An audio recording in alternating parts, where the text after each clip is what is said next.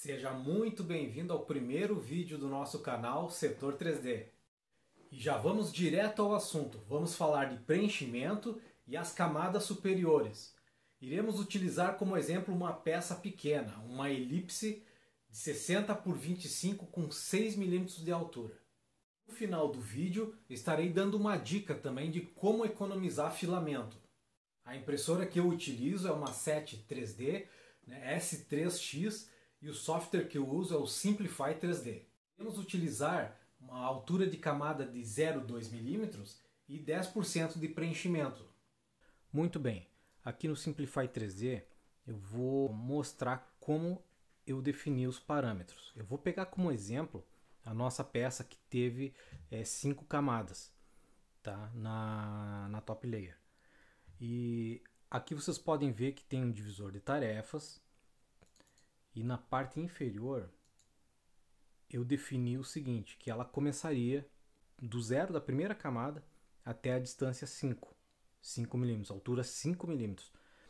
Lembrem que a nossa peça ela tem 6 de altura. Coloquei a velocidade de 60 mm por segundo. Temperatura 200 graus. Nosso preenchimento 10%. Multiplicador de extrusão no valor 1. E em seguida, na tarefa superior, na aba avançado, eu coloquei iniciar essa configuração, esses parâmetros, a partir da altura 5 mm. Eu baixei a velocidade para 20 mm por segundo. A temperatura eu mantive. E como eu diminui consideravelmente a velocidade, o multiplicador de extrusão passou a ser 0,97. Agora indo na opção de preparar para imprimir,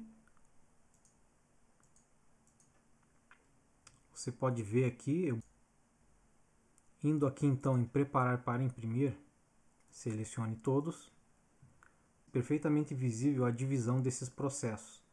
Ela finaliza com a camada, até a altura 5 ela vem fazendo o que a gente especificou de preenchimento.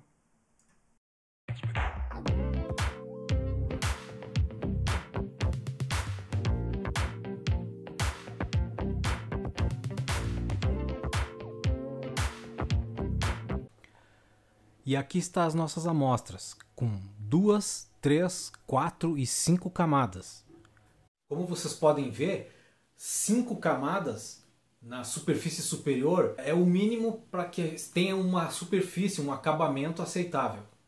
Você pode até imaginar, mas de repente se eu aumentar a porcentagem, eu não precisarei colocar tantas camadas e assim ganhar tempo. Eu resolvi fazer o preenchimento com 20% para ver se eu teria alguma vantagem e aí, no caso, fazer com menos camadas superiores.